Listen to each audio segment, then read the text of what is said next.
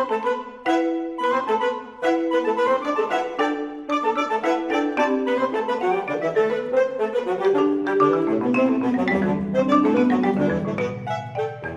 for tuning in to Beyond the Brink and Fighting Back. I'm your host, Rosemary Armao, and this week I want to introduce you to a real rabble rouser. And I mean that in the very best sense of the word. I'm a big fan of Marianna Achlaoug. If you've participated, or if you've just driven by any of the myriads of civilian citizen protests in the past 6 months that have gone on in the Capital District of New York, you already know my guest. Okay, you may not know her name. It's hard to pronounce. I'm going to have trouble with it this whole program, but you're going to know her face and you're definitely going to know her voice. Marianna is the master of the Bullhorn and of the rousing chant. I have watched this. She gets people stirred up and excited about doing good. She's the chair of organizing for Indivisible Albany. She led the Albany airport demos that you may have seen or participated in against Novello Airlines. Her efforts helped to pressure that airline into ending its contract with Homeland Security, conducting deportation flights out of the United States. Not long ago, I was there. I heard that she gave a fiery speech to the Albany County Legislature on that topic. It was thrilling to listen to. I knew then I wanted her here to talk about what it takes to be an activist, what it takes to be an activist, why she thinks it's worth it. Is it worth it? So, Mariana, let's start with this. You must just be rolling in dough these days now with all those payouts from George Soros you've been getting. Let me tell you, we were actually just joking about it within Indivisible Albany that we haven't received our paychecks in quite some time. So I'm just assuming that it's because of the postal issues that we're having lately. Yeah, it doesn't have to do with George helping us. It's actually kind of an insult to protesters that the only reason you would demonstrate against this current regime or administration is because you're getting paid for it. It's talk at every protest that I've been. Yeah, when you go to protest, there's a lot of signs and that say, I'm not paid to protest. I hate Donald Trump for free, or George Right. Soros couldn't afford me. So the creativity that this topic sparks in general is leaves Yeah, everything is off the table. it's very enjoyable. So let's talk for a minute about why people really do protest and why you? What got you started? Was there some cause, some injustice that said, okay, I'm gonna go out on the streets for this? For me, I'm much older. It was Vietnam. It was an unfair war, and then it was abortion rights and treatment of women. That's what got me out in the streets. How about you? So what got me out first was actually my mother. It was when I was 13, around that age. It was for the anti-fracking movement that started, or we started rather, in Schoharie County. So I was deeply involved in that movement to the best capacity that a 13-year-old could possibly be. But within my rabble rousing along with my mother, I had the opportunity to meet with Pete Lopez, give him a piece of my mind during that time. If I recall correctly, I told him he was dumb to his face. Within that as well, I also got to lead chants and protest cheers when we went to the state capitol. And by we, I mean the whole collective, because at that point, the whole state was rallying against anti-fracking, and all of us weekly, almost it seemed at times, definitely over the summer, we would go to the Capitol and protest, and I would help lead chants, not understanding that my voice could rally others. To me, it was just, I'm here to do a task, and I'm going to do the task that has been given to me. And when we also went down to Washington, D.C. with the anti-fracking movement, that's when I really started to understand that my voice and individuals' voices really could channel and project louder than whatever narrative was being painted for us. it was phenomenal. There were thousands of us, and here I am, like at this point, like a 14-year-old leading chants of "Hey, hey, ho, ho," or show me what democracy looks like. Because very similarly to you, my mother's first foray into protesting was also Vietnam. So I Mhm. got to, in essence, learn from the greats in a way of the beginning for like what activism could manifest into as a child. So that has carried forward to even today. And what got me into Indivisible Albany or just activism within this area is just the need for change to happen. And if I can be part of the manifestation of change, then I'm going to cause some good trouble along the way and we'll see what happens. Oh, that's inspiring. In a way, your mother then is your model activist. I actually look to historical role models. I love and admire Alice Paul, who's one of the lesser known suffrage. We don't say suffragettes anymore, suffrage fighters. She's not like Elizabeth Cady Stanton or Susan B. Anthony, but she got the she got the 18th Amendment, which got women the right to vote in America. And she fought and she gave up so much to do that. She did not ever get married. She did not have children. She had no life other than protesting. And she did that willingly because she thought it was worth it. And I guess I have the same question for you, Mariana. In talking with you for this program, you wrote something I found that's what I want you to talk about more. You said it's a consistent balancing game for you between energy, resources, time, and most importantly, burnout for not only myself, but for the entire machine of activism. It takes something to keep going, to maintain a resistance stance over months, which is what you've been doing. Absolutely. I think the responsibility or part, there's so many responsibilities. It sometimes feels like an prologue of some fantastical superhero, but there's so many responsibilities that a leader has to keep in mind, not only on a personal level, but also how others who look to you, how can we help? How can we maintain? How can we keep it going? I think for me, when it comes to burnout or even just the level of work that we have to do or that we have done is we're rebuilding community. And this is what I really try to instill in people who sometimes are facing doom or are on the precipice of what could be burnout. We have a responsibility and a duty to each other as a community to maintain the community and family that we have built.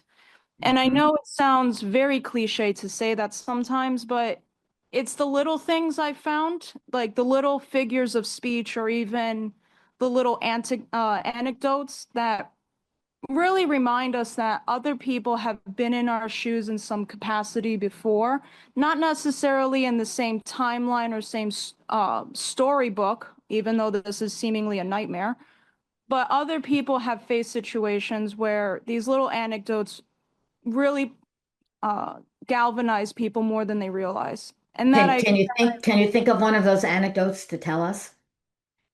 I think one of the main important ones as an anecdote, and this is something that my mother also reminds me, is that you cannot get stuck in the weeds and you always have to maintain the big picture. Because if you get stuck in the weeds, it's anything that gets thrown at you. It's going to cause you to react instead of having long-term planning goals. So I Mhm. think that's something that I always try to fall back on, though I am not perfect. Sometimes I do get lost in the weeds, but then that's where we have the community to realign ourselves. I also have this feeling of just what is the matter? Why am I doing this? It's so cold. I don't want to go out.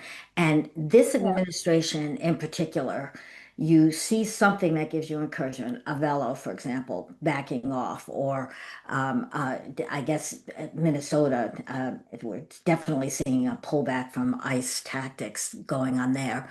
But then he doubles down and he punishes you for having a victory. So he'll tear down the Kennedy Center, shut it down. He'll come back and say, okay, we're gonna put more troops into the city. It's very demoralizing. And you, as the woman behind the bullhorn, rousing the troops, you have to fight that feeling of burnout yourself and make people still feel encouraged to go on. Yeah. Yeah, absolutely. No, there's zero question and zero pushback from me. I think one of the main points when I, as you say, like I'm using the bullhorn or at events or even on one-to-one conversations, is you take everyone where they are at and then you keep it moving forward. So Right. if you have folks who really at rallies who are really angry or even on the opposite end of the spectrum, scared out of their minds, how can we take where you are right now as a human being, as a person, and how can we incorporate that into a movement that resonates with the change that you want to see? Right. Right. And this is, I think, really where the balancing act is, because you are not only trying to progress or progress forward, you're also trying to understand and really make everyone around you level-headed at the same time, and also acknowledge how we got here in the history of where we have been and where we are supposed to be and where we are going. It's That, all that's a rolled whole up. lot. Yeah, Yeah, that's a whole lot. yeah.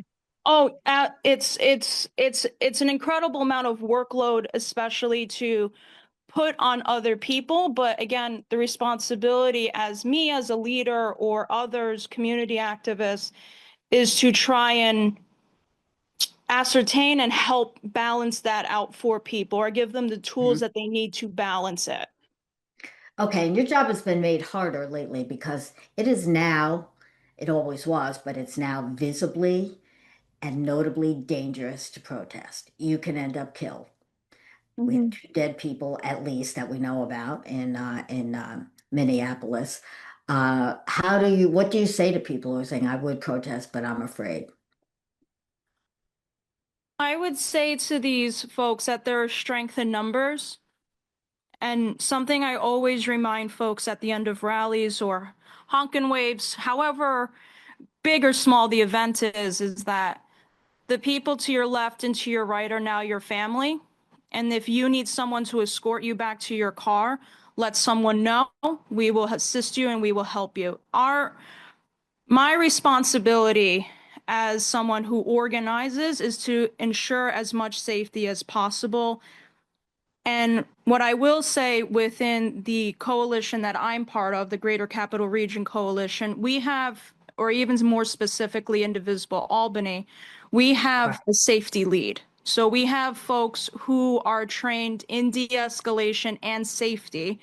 Um, and also, there are multitudes of resources where I can provide people, right? And this is where we come back Hmm. to me providing folks the tools that they need to enact the change, to at least give them some semblance of safety. However, with that said, when I'm drafting these emails, like these mass emails to community partners, I will say in what I write that your safety is measured by as an individual. So if you do not feel comfortable signing up for something, but would rather just show up, that is your level of safety that you are comfortable with. So Right. it's all down to the individual, but as a collective, there's strength in numbers. Right. We're talking with Marianna Achlaoug, who's one of the Albany, New York area organizers of resistance. She works with Albany Indivisible. She's worked also with the Troy Indivisible, and we all know her. She's everywhere when you're here. I want you to talk a little bit, Marianna, about more about kind of continuing what you're saying about safety, peace. peaceful marching, peaceful demonstrating is something that gets, for me, I feel like it's overemphasized. Like I want to go out and yell and scream at people. And we're constantly reminded not to do that. And I think we're seeing the reason why. I think that the uh, regime, there are some who would say, are pushing for acts of rebellion and violence so that so that Trump can invoke the Insurrection Act and shut down the place even more than it is. So can you talk a little bit about that? We have people who are all geared up. I've, it's hard to keep them in place when you have somebody running by you in a car yelling loser and throwing the finger at you and calling you, idiots for being out in the cold. It's hard to say, have a nice day, which is really what we're encouraged to do. Talk a little bit about Martin Luther King really was a saint. Well, so when okay, so when it comes to like the hecklers, right? What I'll usually yell to the people around me if I'm able to get ahead of the hecklers. So for the most recent action that we had, I believe it was Ice Out for Good. We had someone who was like flipping the bird at us, was, heckling, yada, yada. So the safety team we were literally following this individual as they were going down the march. So I was able to get ahead of them. And so what I said to the fellow protesters was, I said, look, we have a truck that's coming. It has a sign that's calling us X, Y, and Z. However, I go, out of everything they could be doing today, they decided that they were going to be a tacky fascist. I go, and really, and I said, really, do we have the time to make this tacky fascist feel special? So, I think once you start in that sense, like just not, I don't want to say having fun with the situation, because by no means do I want to diminish the potential seriousness of this. But I am not I am not dehumanizing this fascist lover.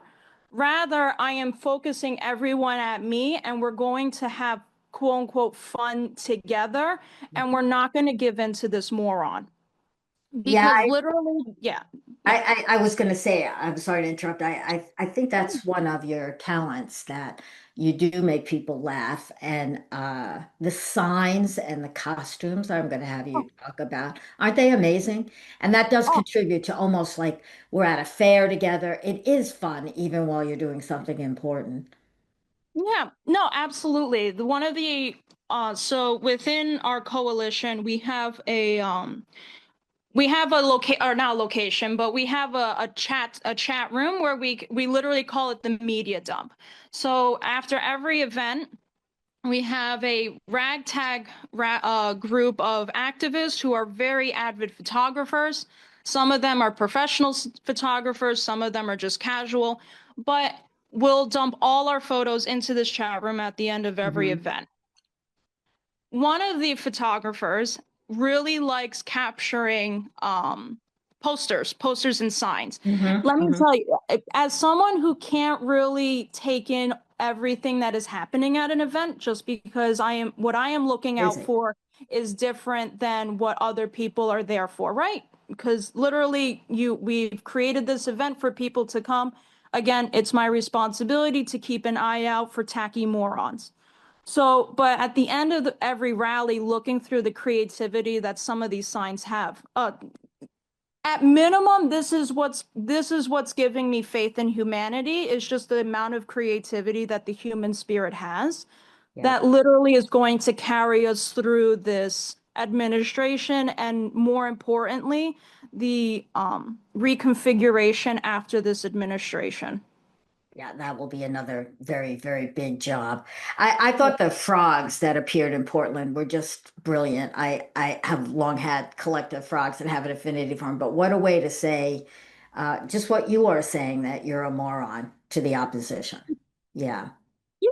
It we have a an inflatable frog and within that was purchased by Indivisible Albany. So, Rosemary, if you would like to wear the inflatable suit at the next Okay, movement. I have a new mission because I have to tell you, Mariana, I am a bust on the bullhorn. I thought I'd be a natural. I have a big mouth. I'm not afraid to speak in public, but I get that feedback and I can't remember chants. You have to have a whole bunch of different chants to make it interesting.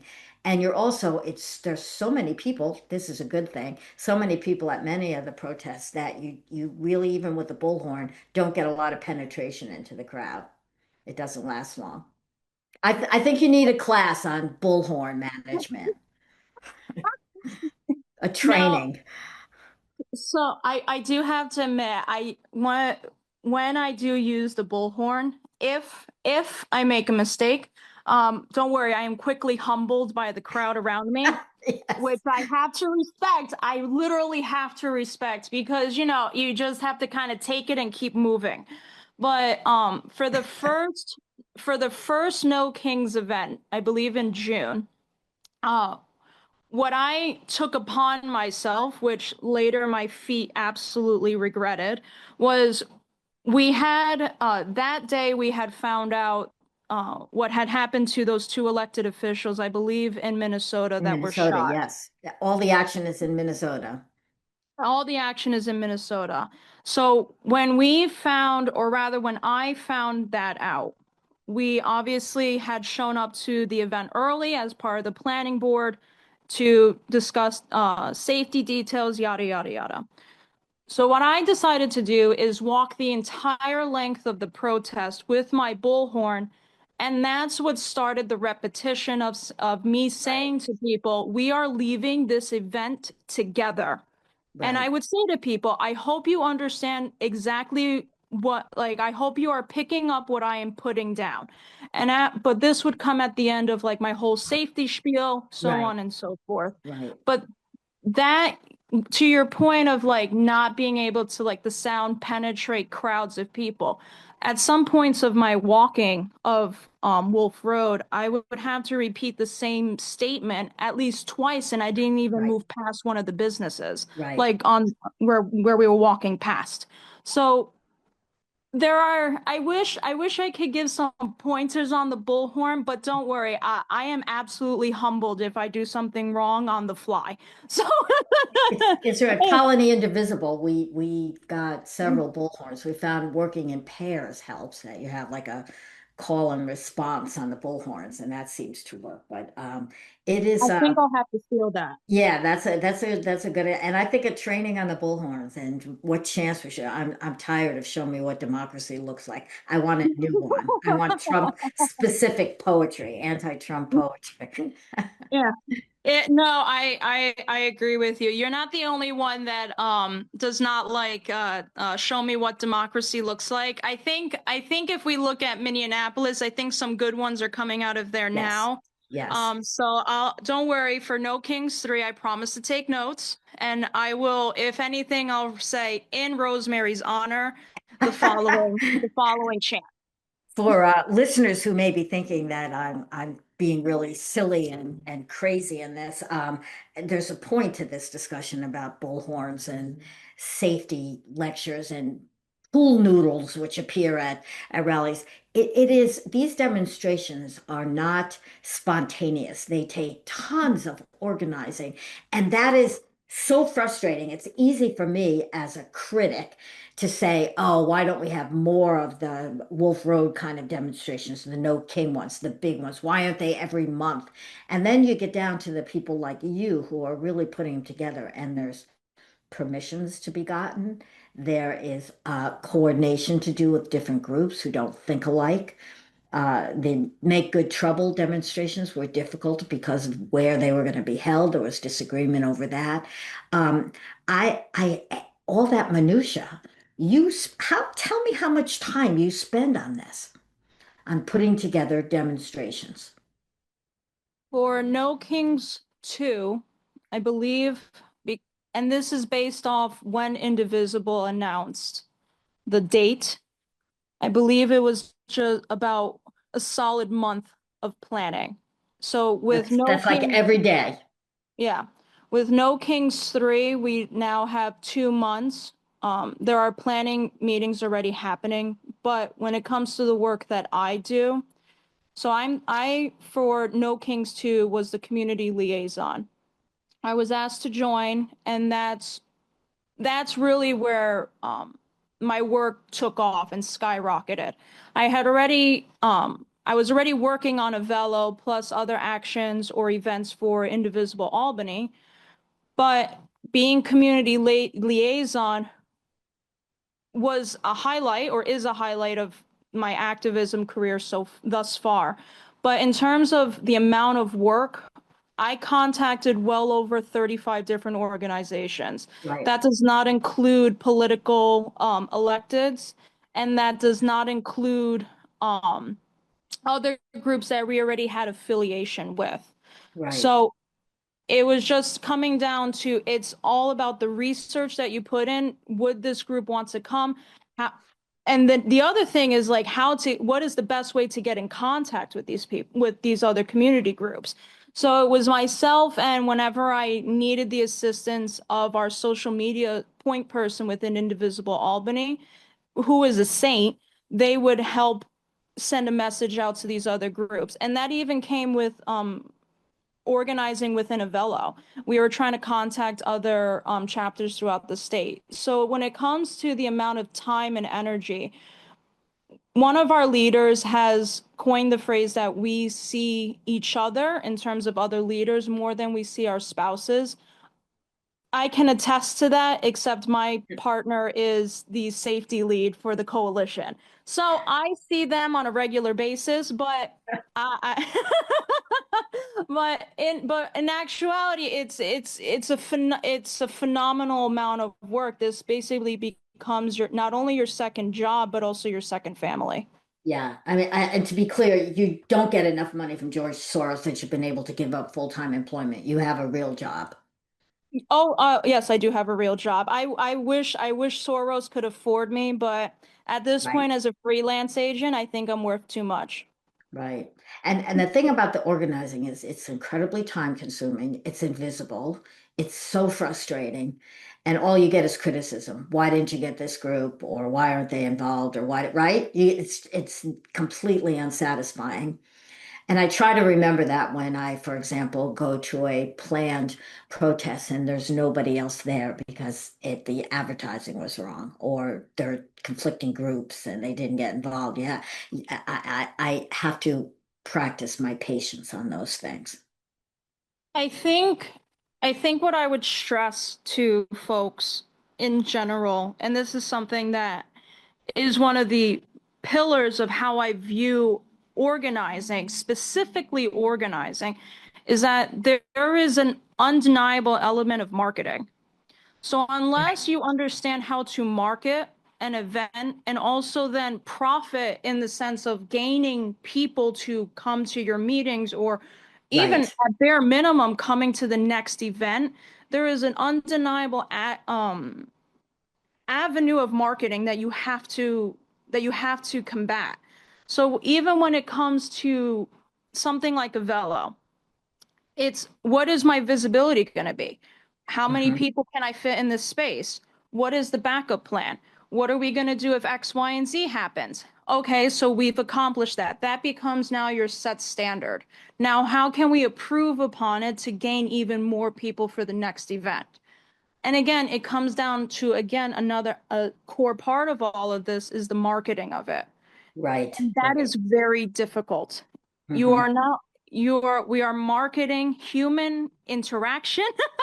We are marketing democracy, which is, again, to some degree, the how we got into this situation with Donald Trump. We don't have to get into the whole political history of this, but both sides play a huge role in this. So how do I market democracy when democracy hasn't really been representative of everyone? So Right. it's like how it's always like this. It's it's a Yeah, balancing game. It's yeah, a balancing game. it is. It So is.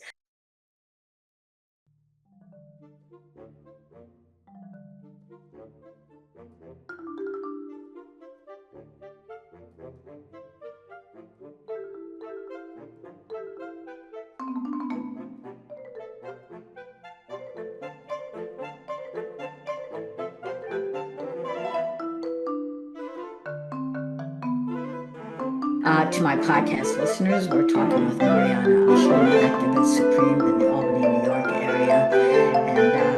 And let me ask you this: the crowds are getting bigger and bigger at the demonstrations. I think I've been going to Mhm. most of them, but it's still overwhelmingly people like me, old gray hairs.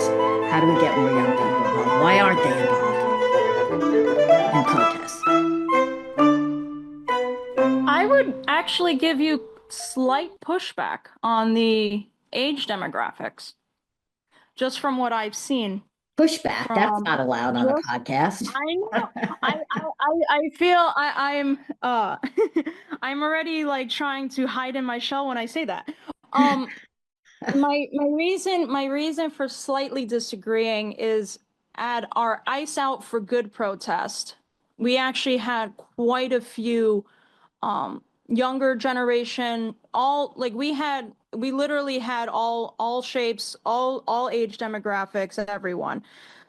My For folks who want to engage the younger demographic, I think you have to meet them where they're at. I'm lucky in the sense that I can do the work that I do, which means that I have a job that is stable for me to accomplish what I would like within organizing. I think we have to remember that a lot of people who are my age, and I'm about to turn 29 next week, a lot of folks my age are working two jobs.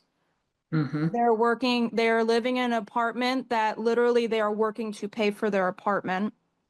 So I think though they are not out in the street, I think the necessity then is that information always be made available and accessible to them so that they can remain engaged and active.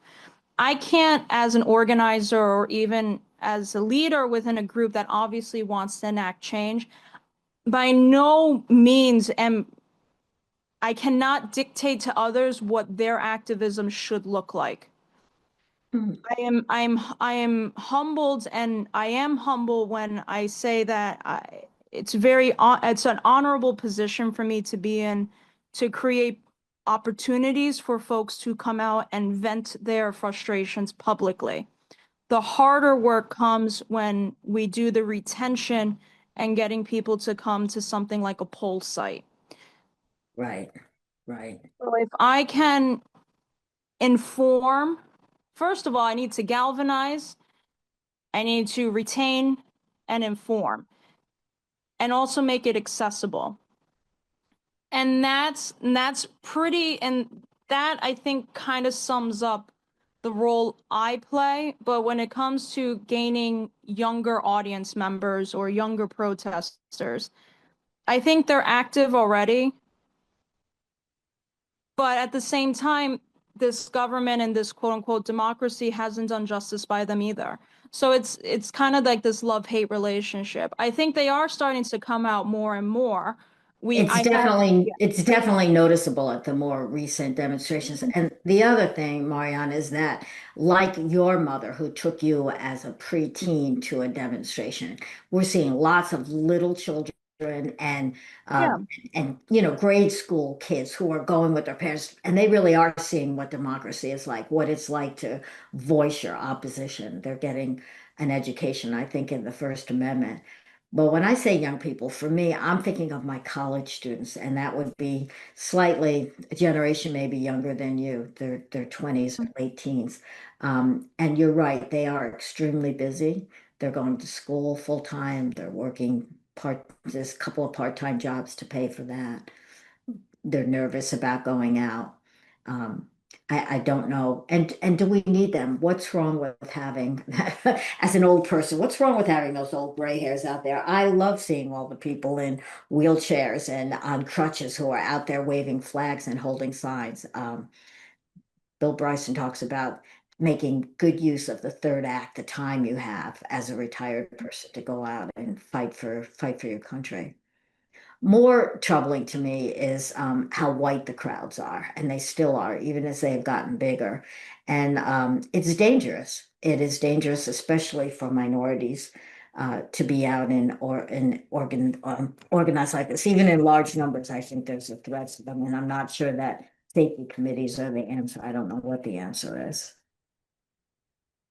I think when it comes to BIPOC community members and um, in particular educated Black women or Black women in general, I think these targeted groups and systemically oppressed groups have already shown the United States in particular Yep. how we move forward. My hope is that I do justice by them.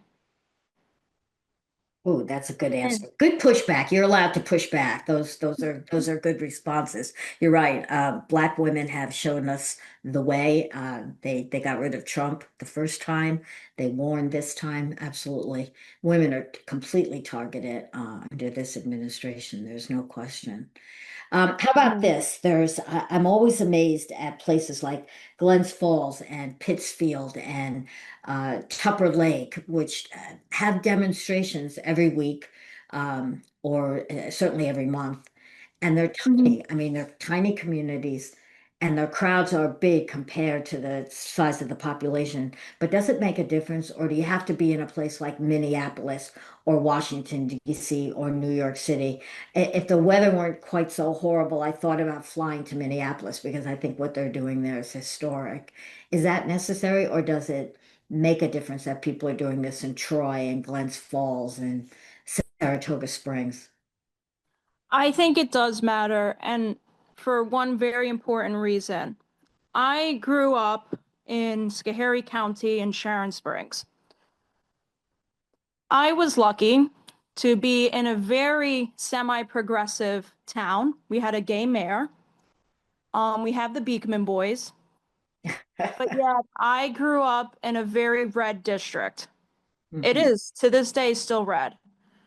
I think folks coming out in small numbers is the reason, and I think there's a figure of speech or an expression that says it's like one small sound before the avalanche or something like that. If you need me to use another figure of speech. But I think it shows, especially in these small communities, it shows that you're not alone. Oh, that's true.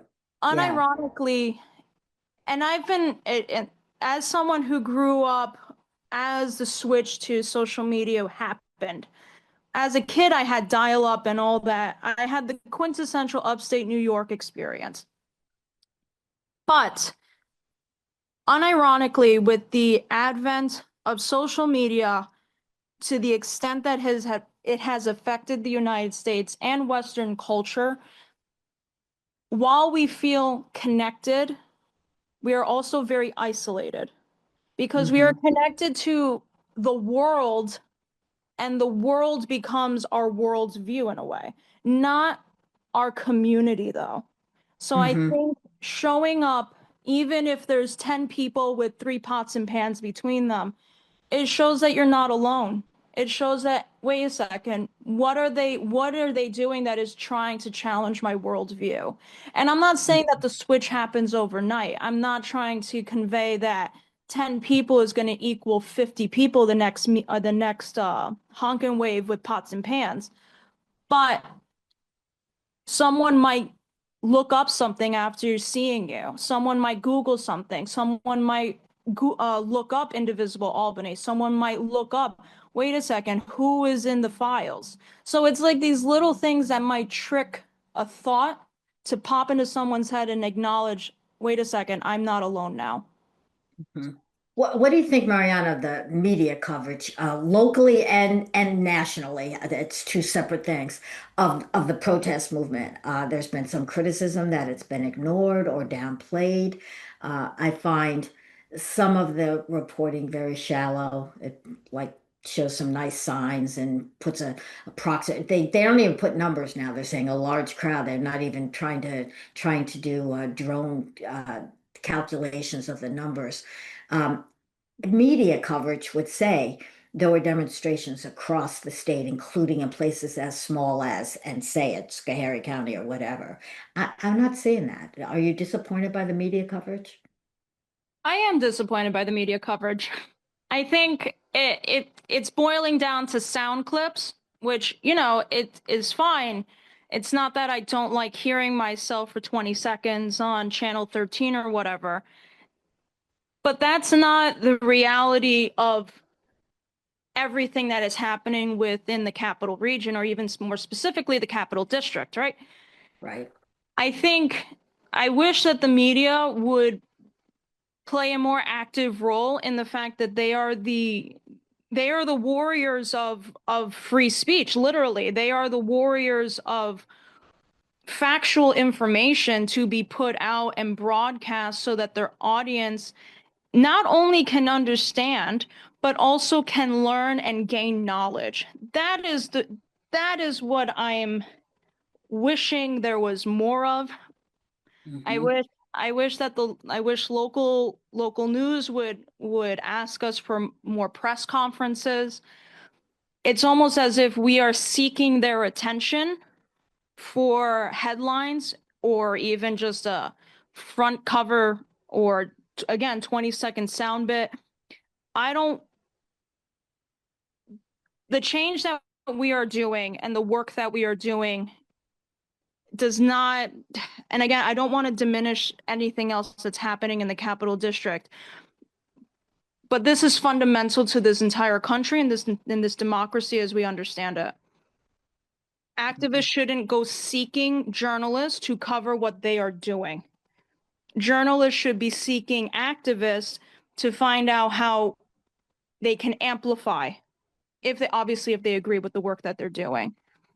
I find that it's really coming down to independent journalists, podcasters that are really pushing the narrative that is really representative of the facts when you're on the ground.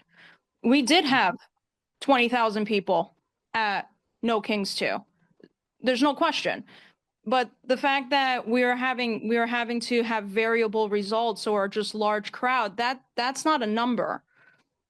And I'm also disappointed that several journalists come for the first 20 minutes of an event and then leave, missing the crux of the matter sometimes. There's no So context either. I mean, I'm a journalist and professor, so I look at this. There's none, you don't see things like the crowd this time is bigger than it was in April or in March. There's no comparison. It doesn't connect it with this is one of how many demonstrations in the state. That information is yeah. obtainable, but it's really, it's just pretty amateurish. And I hope that you recognize that this podcast is an effort to get, you're not the first activist that I've asked to come on and talk about why you're doing it and what value there is in doing it, and maybe get some recruits to come out at the next one. But I hope it'll be warmer weather. I hate these protests in the cold weather. Can you do something about that? What I will say is, for the first Avelo protest, I'll never forget. It was my first protest that I really helped bring together. It was a Hail Mary of sorts. I said, in the rain and in the sun, we will protest and like keep going on, because when the first Avelo protest, it was pouring rain out. Yeah. um, I remember people were bringing like bags of ponchos for fellow protesters to have and like put on. It for like 10 minutes as we were getting everyone all organized and all set up. It must have looked like literally organized chaos, because I had never seen so many rain ponchos manifest in my entire life. But I remember that. I remember that. We have unfortunately run out of time. I hope that we'll get a chance to talk to you again in the future with more successes. We close our podcast with a toast, and this one is an easy one to pick this week. Sometimes I struggle. What are we going to toast? Because there's so little good news usually. But this time it's to the citizens of Minneapolis and of Portland who have been, in the face of horrible conditions, natural and man-made, brave and creative, and they have stuck to it. They are the heart of patriotism. They have shown Americans that their voices matter, and that they will continue to be persistently vocal about what's right and wrong, and they invite us to do the same, deserving of our toast.